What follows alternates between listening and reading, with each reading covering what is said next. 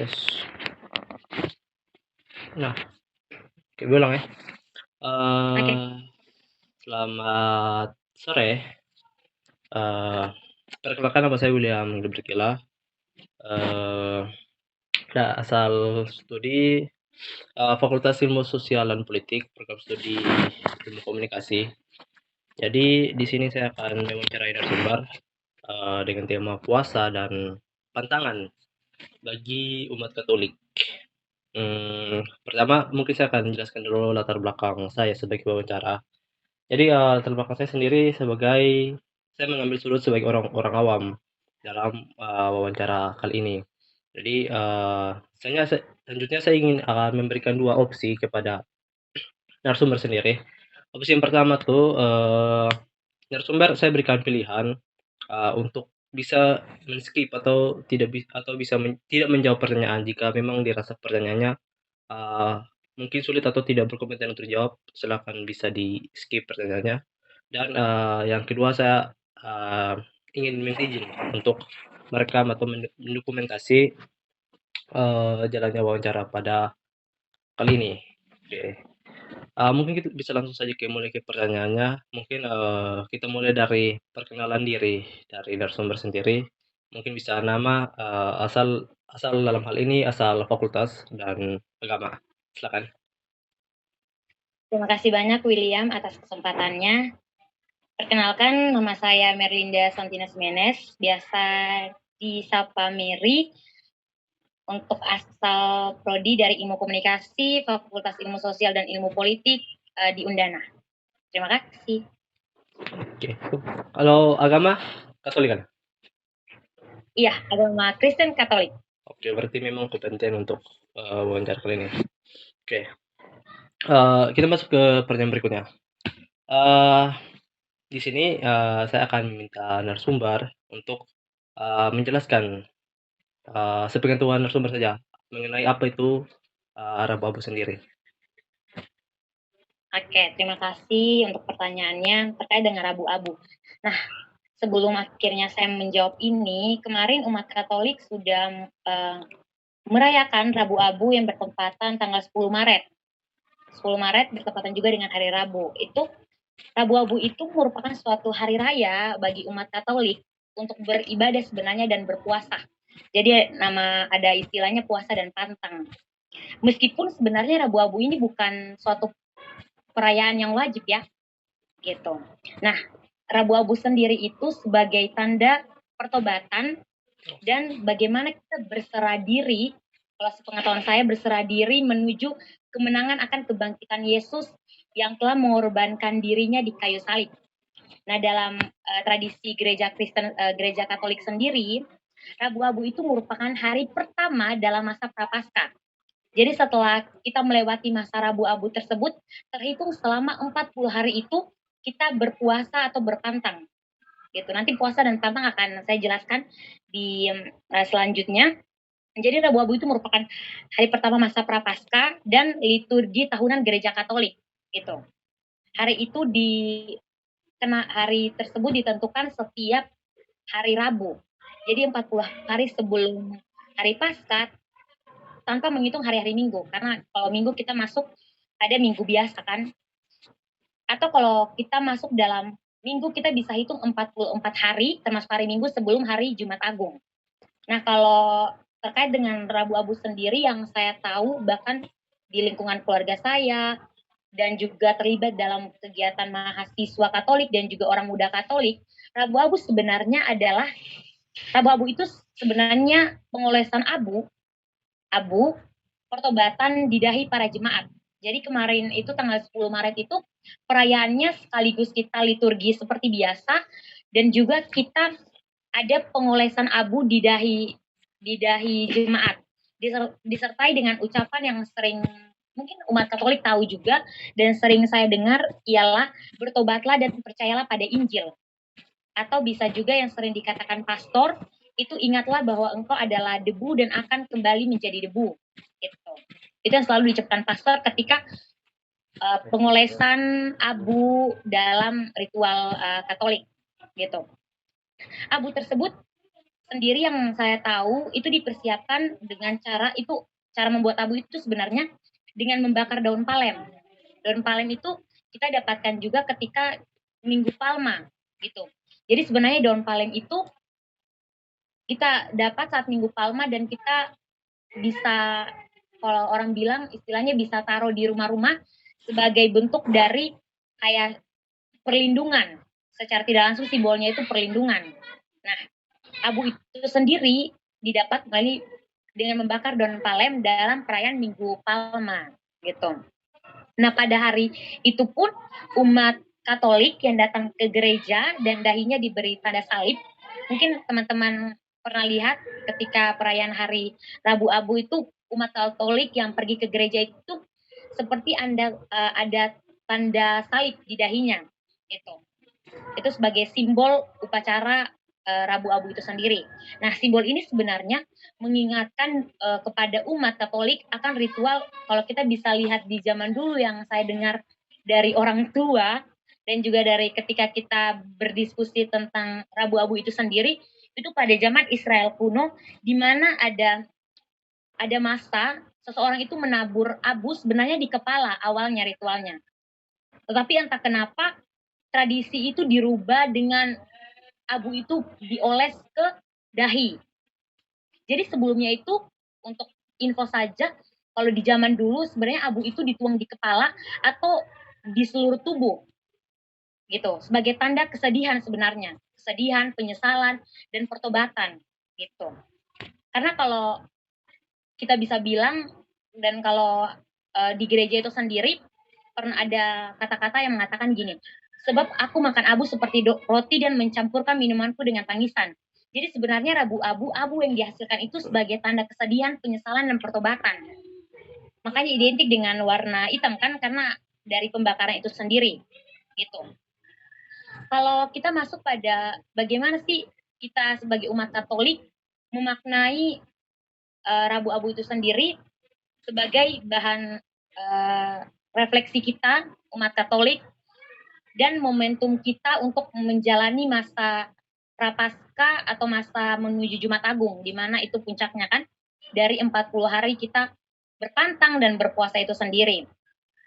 Nah, untuk esensi Rabu Abu sebenarnya itu, karena tadi saya sudah bilang di awal, Rabu Abu ini diperingati untuk momentum kita merefleksikan diri kita sendiri karena Yesus telah disalibkan gitu.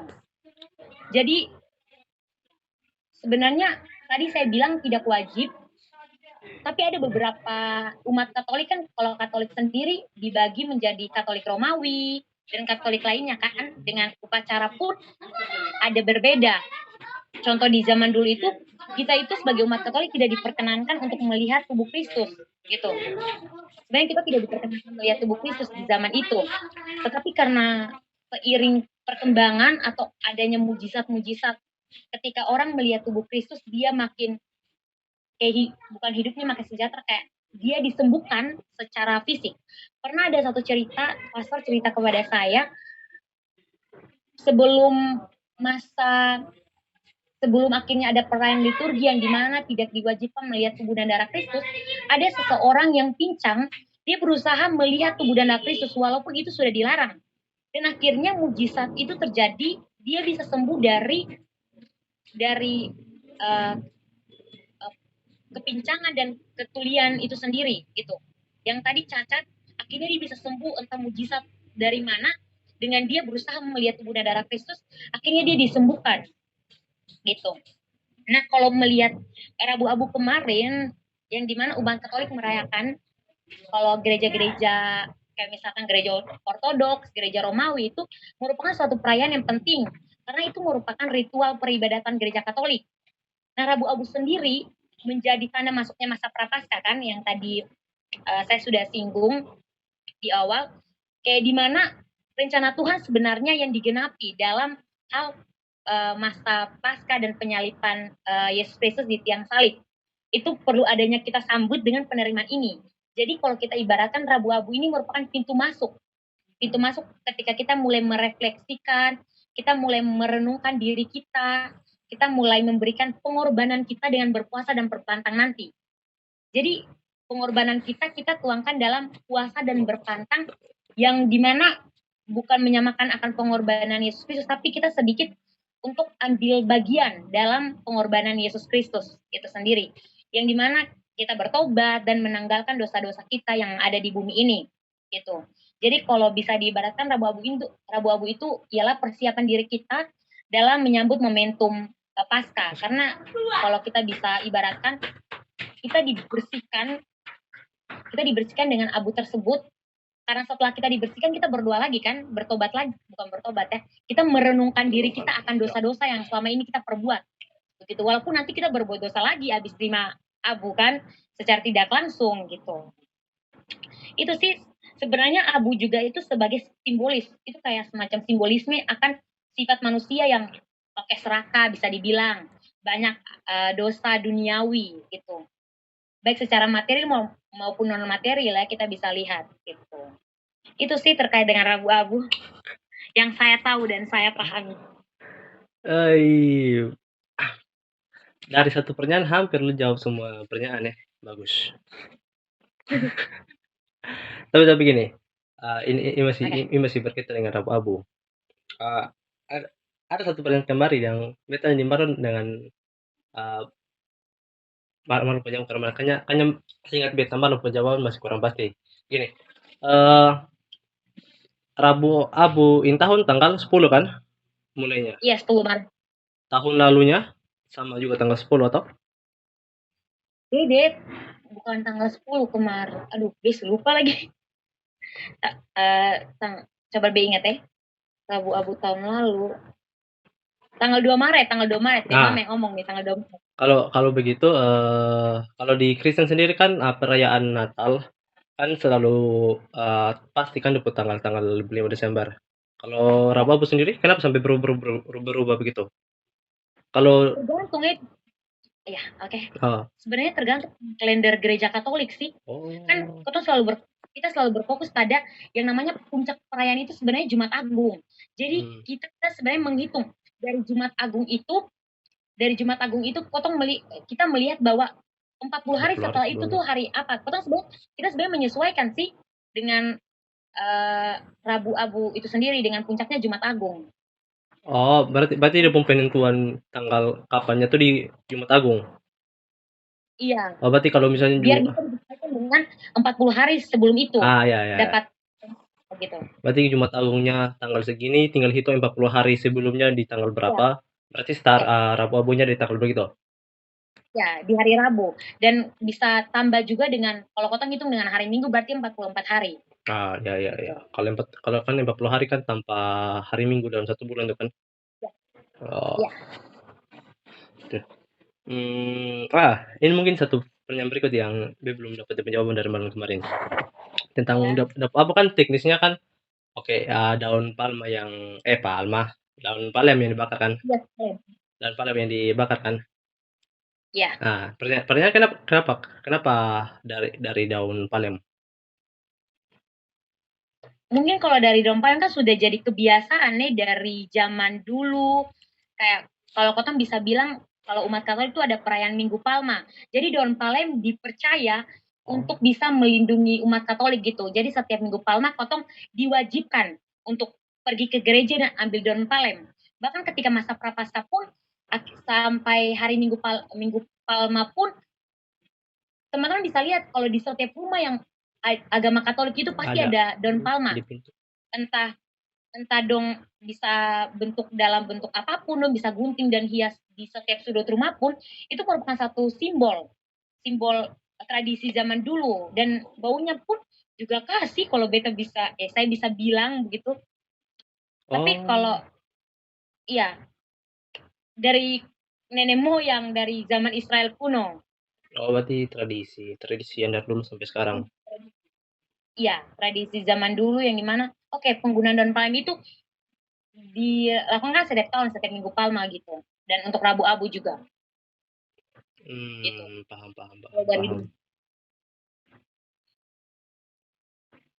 Oh, berarti kalau untuk suara Rabu sih lu hampir jawab semua sih. Padahal baru dari satu pertanyaan awal. Tapi nggak apa-apa. Sekarang kita masuk di Kita masuk di puasa dengan pantangan. Ini yang So, kalau oke. kalau kalau kalau puasa dan pantangan kan tadi lu sempat singgung sedikit tuh tentang dia punya maksud. Puasa dan pantangan kan sebagai bentuk dari kita sendiri untuk mengambil bagian sebagai, Iya, dari pengorbanan ya kan? Tuhan Yesus Kristus di sana. Ah, jadi dia bentuk kita ikutin apa juga kan dari puasa dengan kirim pantangan toh. Ada bentuk representatifnya begitu. Kalau gitu pertanyaan berikutnya. Ada pun teknis soal puasa dengan pantangan. Sebenarnya puasa dan pantangan sendiri itu tuh dia memang diwajibkan atau kan tadi kan lu bilang hanya sebagai bentuk representasi kita, berarti memang dia diwajibkan atau memang terserah pada kita sendiri? Oke, terima kasih pertanyaannya. Kalau sampai sekarang pun beta pribadi meyakini bahwa puasa dan pantang menurut saya tidak wajib gitu. Tapi sebelum itu mungkin kita sama-sama melihat dulu apa sih yang menjadi alasan kita itu sebenarnya berpuasa dan berpantang. Sebenarnya puasa dan pantang itu adalah pilihan gitu. Jadi kalau dari orang Katolik sendiri atau umat Katolik, puasa dan pantang artinya tanda pertobatan atau tanda kita mempersatukan sedikit pengorbanan kita dengan pengorbanan Yesus di kayu salib sebagai silih atas dosa kita dan demi mendoakan keselamatan dunia kan. Kalau Tuhan Yesus kan mengorbankan diri untuk umat di seluruh dunia. Kita kayak sedikit ambil bagian dari pengorbanan diri kita dengan kayak tidak boleh makan daging atau tidak boleh makan kalau puasa kan makan atau minuman itu dikurangi dalam jangka waktu tertentu. Kalau berpantang tuh makanan-makanan tertentu tidak boleh dimakan dalam jangka waktu tertentu gitu. Nanti saya akan singgung lebih lanjut. Jadi kalau kita bisa bilang puasa dan pantang bagi umat Katolik itu tidak pernah terlepas dari namanya doa gitu. Jadi ketika intinya semua dalam masa prapaskah ini kita selalu mengucapkan syukur dan berserah diri kepada Tuhan. Nah, dalam masa prapaskah sendiri puasa dan pantang serta doa itu sebenarnya dijadikan perbuatan amal kita, amal kasih kita bersama-sama dengan anggota gereja dengan bagian dari seperangkat gereja Katolik itu sendiri. Jadi sebenarnya esensi dari pantang dan puasa bagi orang Katolik itu adalah latihan rohani sih yang bagaimana kita mendekatkan diri pada Tuhan dan sesama. Bukan kita kayak diet, kalau kan banyak-banyak anggapan negatif ketika puasa dan pantang itu digunakan sebagai ajang diet tapi dengan embel-embel bahwa saya ikut juga ambil bagian dari pengorbanan terhadap pengorbanan yang dilakukan Yesus di salib untuk keselamatan kita umat manusia gitu. Jadi dengan kita mendekatkan diri dan menyatukan diri dengan Tuhan, maka kalau kita bisa bilang kehendaknya itu menjadi kehendak kita atau kehendak kita menjadi kehendaknya. Oleh istilah biasa kita kenal ya. Dan karena kehendak Tuhan yang dimana mengorbankan dirinya di kayu salib itu untuk keselamatan dunia, maka kalau kita bisa bilang melalui puasa dan pantang kita sebenarnya diundang oleh Tuhan untuk mengambil bagian dari karya penyelamatan dunia. Entah tidak diwujud nyatakan dalam pengorbanan diri kita di kayu salib, tetapi dengan puasa dan pantang kita tuh sebenarnya juga ambil bagian dari karya penyelamatan gitu.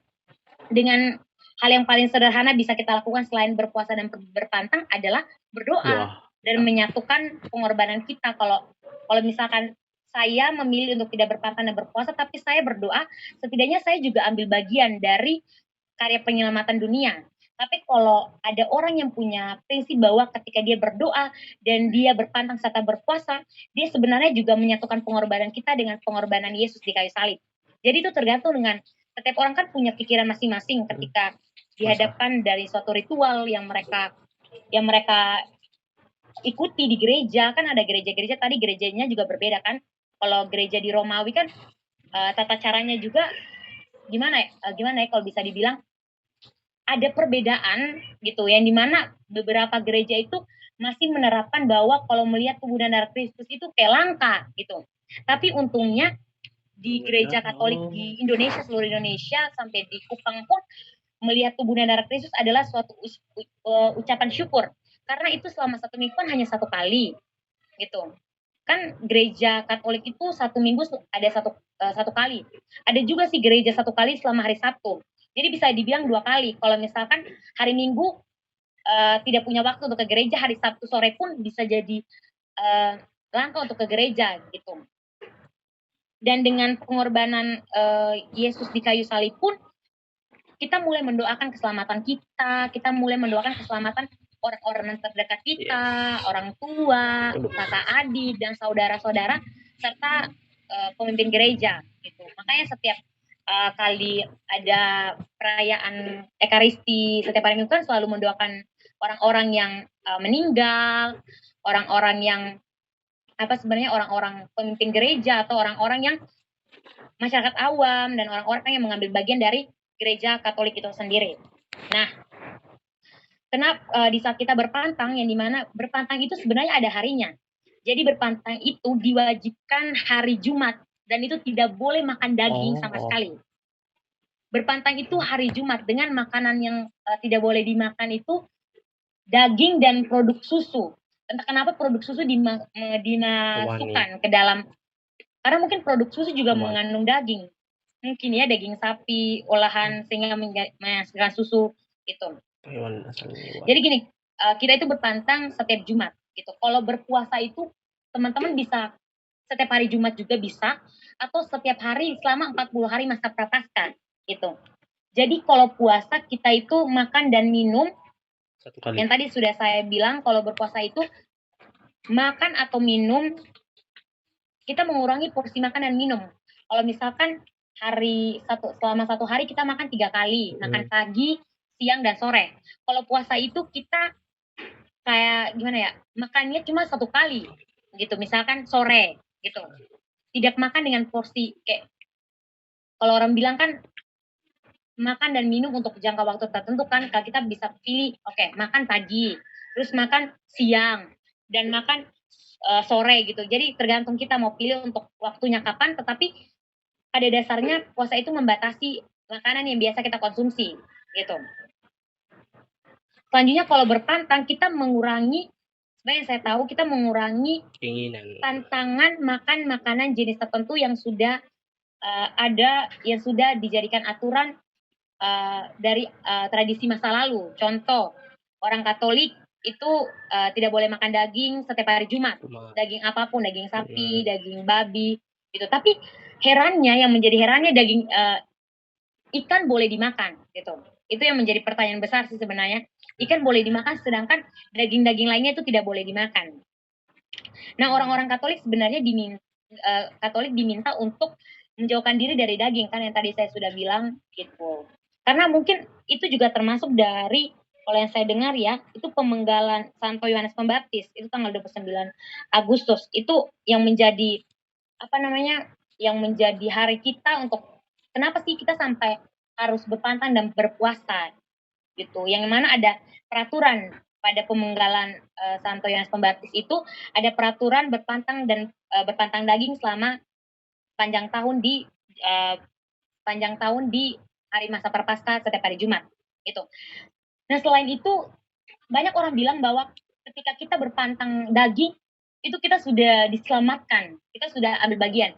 Sebenarnya ada juga yang ketika kita berpantang daging, pilihan orang sebenarnya berpantang untuk tidak marah, berpantang untuk tidak merokok, itu kan pilihan setiap orang gitu. Tapi yang menjadi hal yang wajib adalah setiap orang itu harus berpantang daging. Tetapi pilihannya lagi karena misalnya kita analogikan setiap hari dia marah-marah akan suatu hal, dan di hari Jumat itu dia ingin lembut gitu, berpantang marah. Terus orang yang suka merokok, dia ingin berpantang rokok itu di setiap hari Jumat. Itu tidak apa-apa dari kebiasaan yang dia lakukan setiap harinya gitu. Nah, kalau kita lihat tadi kan saya mengatakan bahwa ada pantangan daging, tapi ada beberapa daerah contohnya beberapa daerah di Indonesia juga yang lebih suka untuk berpantang garam. Kenapa sampai hal itu? Mungkin mereka mempercayai tradisi di daerah mereka ya. Jadi tergantung tradisi mereka untuk berpantang apapun. Contoh pantang minum kopi bagi orang yang suka kopi. Jadi sebenarnya kayak mereka membatasi hal-hal yang mereka lakukan setiap hari itu di hari Jumat sebagai bukti bahwa mereka tuh di Jumat Agung kan setiap hari Jumat itu kita ada jalan salib kan, kalau istilah agama Katolik itu hari Jumat di setiap masa Prapaskah itu kita ada jalan salib. Nah mungkin dengan berpantang itu mereka juga turut ambil dari perjuangan Kristus, yang dimana Kristus memikul salibnya ke Gunung Kalvari kan. Ya, kalau bisa dibilang begitu untuk puasa dan pantang gitu. Tapi sejatinya adalah puasa dan pantang adalah pilihan setiap umat Katolik. Kita tidak bisa memaksakan seseorang untuk, ketika saya berpantang nih, di keluarga saya ada yang tidak berpuasa maupun berpantang. Saya sebenarnya tidak bisa untuk memaksakan mereka untuk berpuasa dan berpantang. Karena itu mulai dari keyakinan, bukan keyakinan, lebih dari bagaimana haknya mereka gitu. Padahal ya haknya mereka untuk mau berpuasa atau berpantang gitu. Banyak orang berpikir bahwa oke, kita berpuasa dan berpantang, tapi besok-besoknya lagi kita melakukan dosa. Apakah dosa kita sudah terangkat di puasa dan pantang kemarin? Berarti kita sama saja berbuat dosa gitu, berbuat dosa lagi gitu. Banyak sih pikiran-pikiran yang sebenarnya mulai manusiawi, yang dimana mereka mulai kayak tidak berpaku lagi pada tradisi-tradisi di masa lalu gitu. Itu sih untuk berpuasa dan berpantang. Oke. Tapi berarti intinya begini. Puasa dengan pantang itu hanya diwajibkan karena tergantung dari masing-masing niat orang. Dia pun tujuan puasa dengan pantangannya kan ke mana toh. Iya. Tapi pas kalau lu bilang begini, kayak misalnya ada pernyataan kalau bilang namanya kalau kita puasa dengan pantang setelah itu kita buat dosa, apakah dosanya sudah diangkat? Ke mana ya? Aneh sih. Begini. Soal lu pun dosa angkat tuh itu kan hon tahu toh. Tapi pelaksanaan dari tradisi kita pun niat untuk puasa dan pantangan tuh yang dihitung tuh. Jadi kalau menurut kita mau puasa kalau kalau misalnya depung dohon yang mau puasa dan pantang karena menurut dong percuma puasa dan pantang kalau setelah itu dosa bakal gambar kan salah sih. Soalnya kan tergantung dari niat sih. Emang bakal. Kita anggap itu hanya cuma selingan saja. Kalau misalkan menyebut juga, kalau di umat Katolik sendiri kotong kan ada 7 sakramen dalam gereja Katolik kan. Ada salah satu sakramen yang kotong selalu dapatkan dan orang manapun itu bisa ambil sakramen itu lagi. Itu namakan sakramen pertobatan. Jadi apapun dosa yang kita sudah perbuat selama hari kemarin itu kita bisa utarakan, dan tradisinya mengatakan bahwa dosa itu bisa dihapuskan. Kan kalau kita bisa lihat lahirnya, kalau tidak salah lahirnya gereja Kristen kan karena mereka tidak percaya bahwa dosa itu bisa dihapuskan dengan selembar kertas pertobatan kan? Iya, surat penghapusan dosa. Ya, surat penghapusan dosa. Dan kalau umat Katolik percaya ketika kita menyatakan dosa-dosa kita kepada pastor atau pastor, itu dosa-dosa kita akan dihapuskan gitu. Jadi setelah kita menerima sakramen Ekaristi itu sakramen di mana kita bisa makan tubuh dan darah Kristus. Itu kita ada namanya bukan pelatihan sih, lebih kepada bagaimana sih kita lebih mengenal gereja Katolik itu lebih dalam dan lebih jauh, kita menghayati bagaimana perjuangan Kristus itu sampai menanggul salib ke Gunung Kalvari itu, sebelum akhirnya kita akan mendapatkan sakramen Ekaristi yang dimana kita mendapatkan tubuh dan darah Kristus. Sejatinya kita melewati namanya sakramen pertobatan itu sendiri. Jadi ada satu hari yang dikhususkan untuk setiap orang yang ingin akan, misalkan hari Minggu kita akan melakukan perayaan sakramen Ekaristi, yang dimana kita akan makan dan tubuh dan darah Kristus setelah kita diupacarakan kan. Jadi hari Sabtu, hari Kamis, dan hari Jumat itu hari Jumat itu kita akan kita ada satu hari khusus di mana kita akan masuk dalam, kalau di gereja katedral yang di di gereja katedral ya di bawah itu, bawah mana di halte Vatikan. Di halte itu halte ya Vatikan kan, halte ya gereja katedral Kristus Raja itu. Jadi kita itu masuk dalam satu lemari itu kalau bisa dibilang sangat tertutup, yang dimana hanya ada kita dengan pastor gitu. Bilik pengakuan kan ya, bilik pengakuan itu, di mana kita bisa mengaku dosa kita sebanyak mungkin di situ, dan kita percaya bahwa dosa kita akan dihapuskan. Dan pastor pun meyakini bahwa setelah itu kita akan berdoa Bapa kami, 3 kali salam Maria, doa tobat dan doa lainnya, dan berharap doa itu akan dikabulkan oleh Tuhan Yesus Kristus. Itu sih untuk pertobatan. Paham paham paham paham. Kalau soal bilik pengkuan Be pernah dengar sih, Be pernah dengar bilik pengkuan. Iya, iya. Tapi kita kembali lebih dempung kembali ke awalnya. Oke. Oke, itu kan tadi pertanyaan soal apakah diwajibkan atau tidak. Kalau kalau tadi lu bilang kan semuanya terserah kepada pribadi masing-masing. Kalau begitu pertanyaan lanjutnya ada pun syarat buat kalau kita nih bisa ikuti puasa dengan pantang. Ada syarat tertentu ke sana. Syarat untuk mengikuti puasa dan pantang itu sendiri. Sebenarnya kalau tadi kita sudah bilang kan, kalau B pribadi meyakini ya, entah nanti umat Katolik lainnya punya pemikiran yang Berbeda. sama atau berbeda, itu balik lagi kan yang tadi B bilang. Ya. Jadi kalau ada syarat sih sebenarnya, kalau kita bisa bilang kan tadi Rabu Abu itu merupakan pintu masuk kan untuk memulai masa prapaskah itu sampai dengan dia masuk dalam berpuasa dan berpantang untuk 40 hari. Kalau masuk dengan hari Minggu berarti 44 hari kan, untuk sambung dengan hari Minggu. Nah untuk itu, karena kita tahu bahwa Rabu Abu itu sampai mama ada omong Oke.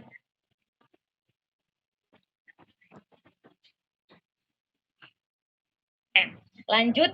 Nah tadi Rabu Abu itu kan merupakan pintu masuk untuk ke masa prapaskah. Kalau misalkan dia sudah masuk di Rabu Abu itu sendiri dan sudah menerima abu sebagai bentuk akan refleksi dia, bentuk akan pertobatan dia dan juga ambil adil, seharusnya itu syarat pertama sih untuk masuk di berpuasa dan berpantang. Karena ketika dia sudah dapat sudah dapat abu di dahinya sendiri sebagai bentuk pengorbanan, itu langkah awal sih. Makanya tadi saya selalu bilang bahwa itu merupakan pintu masuk untuk masa prapaskah selama 40 hari ini gitu. Jadi syarat awal untuk, tapi itu kalau saya bisa bilang ini bukan hal yang wajib sih sebenarnya kan.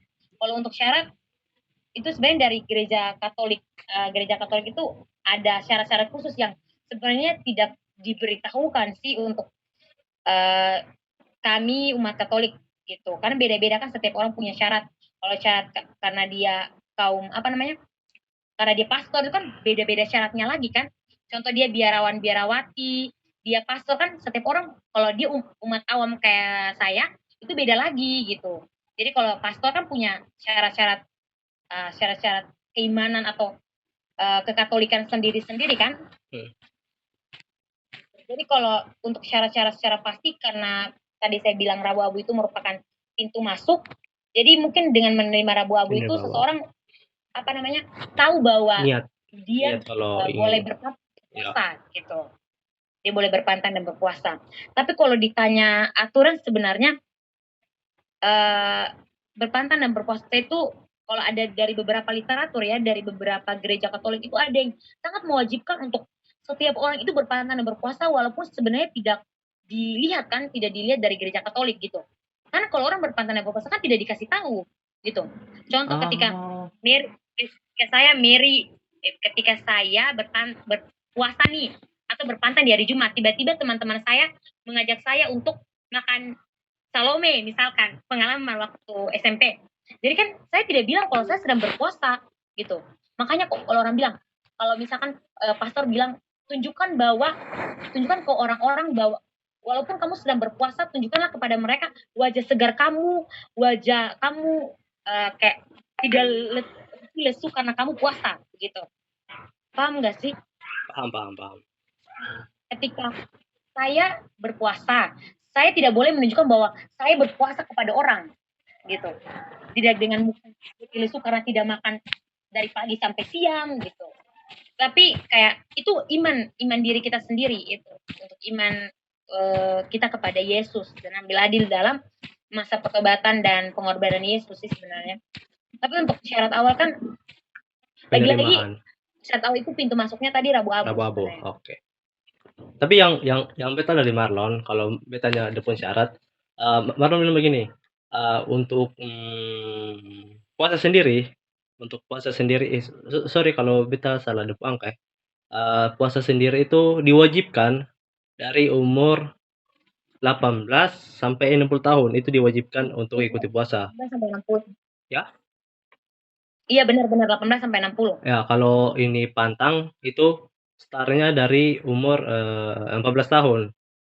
Terus kalau Hmm. terus betanya kalau seumur yang berarti kalau umur yang sebelum umur 18 dan 14 berarti umurnya terus Marlon bilang begini, sebenarnya puasa dengan sama kayak lu tadi, puasa dengan pantangan itu udah diwajibkan. Jadi kalau dia mau ikut sebelum tepu umur cukup bisa, tapi hanya diwajibkan. Kalau kalau beda apa dari Marlon, Marlon bilang begitu.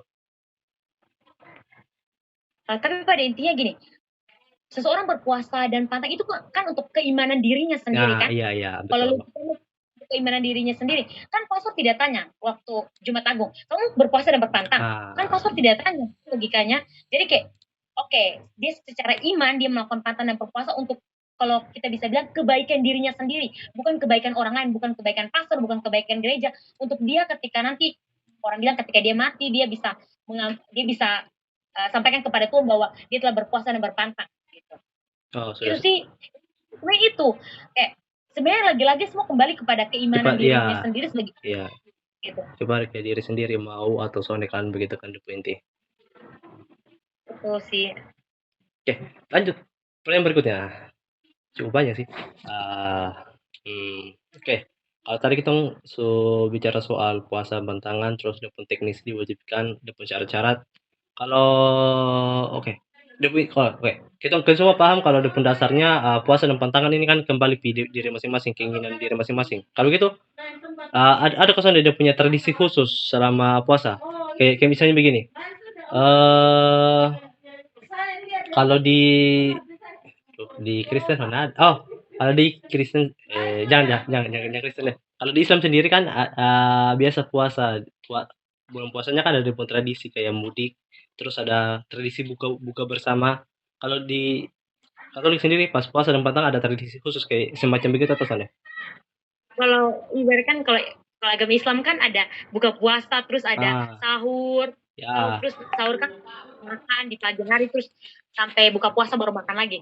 Kalau di Katolik sebenarnya sudah ada tradisi seperti itu Jadi kayak ya udah kalau kita mau berpuasa ya berpuasa kita tidak membatasi diri kita untuk makan. Tidak ada tradisi antara semua orang makan bersama, terus akhirnya makan di pagi hari semua makan bersama, terus sore siang hari tidak makan. Itu sebenarnya tidak ada karena lagi-lagi kembali pada diri sendiri, entah dia kan pilihan orang untuk mau makan pagi. Oke, Mary memilih makan pagi, terus kalau Oh, sudah paham. kakak makan Siang, sore kan siang atau beda-beda sore ya ya. tergantung itu. Ah, Nah, kalau pantang dalam satu keluarga itu ini bisa jadi mungkin tradisi setiap keluarga. Kalau pantang karena setiap hari Jumat kan tidak boleh makan daging, ya. berarti tidak boleh ada menu daging di dalam rumah Eh, begitu. Jadi kayak itu pun tidak boleh ada daging di dalam rumah gitu. Itu mungkin tradisi Oh. keluarga. Soalnya ada beberapa anggota keluarga yang tidak memiliki untuk berpantang, tidak memilih untuk berpantang di hari Jumat. Jadi dia sebagai konsekuensi dia tidak boleh membawa daging ke dalam rumah. Dia boleh makan di luar tapi tidak boleh bawa daging ke dalam rumah atau produk kayak susu-susuan ke dalam rumah. Itu konsekuensi yang harus dia dapat sih kalau misalkan dia sendiri yang Pandai berpantang di pantang. dalam rumah tersebut. Oh. Tapi kalau lebih banyak dominannya berpantang berarti dia sendiri makan di luar. Nah kalau dia sendiri yang berpantang, lagi-lagi kembali ke pribadinya sendiri. Dia sendiri yang harus bertanggung jawab atas konsekuensi itu. Oke, paham paham Nah, paham. Gimana? terlalu cepat atau bagaimana? Apa-apa? Terlalu cepat atau pas? Soalnya pas, aman. B bisa tangkap. Tenang. Oke. Saya lu sudah banyak pertanyaan sih. Jadi kita ini pertanyaan terakhir yang soal pernyataan tadi yang bisa menambah puasa secara pribadi, tetapi beban jika melanggar tuh tidak diberikan beban dosa ya. Kalau kita melanggar tuh dijatuhkan. Kalau kita ini melanggar tong puasa yang kita buat secara pribadi. Itu tuh maksudnya ke mana tuh? Oke. Karena di dalam tradisi sebenarnya begini. Pantang yang diwajibkan adalah tidak boleh makan daging dan olahan produk susu kan? Ya, betul. Oke, dia kasih contoh beta lagi aduh pakai bahasa non formal. Saya, Apa-apa. Mary. Gitu.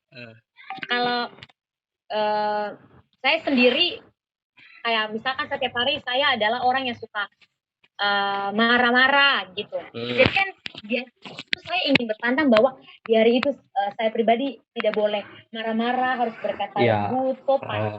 Nah ketika misalkan di hari itu saya sendiri melanggar tantangan yang sudah saya buat, gitu. Berarti kan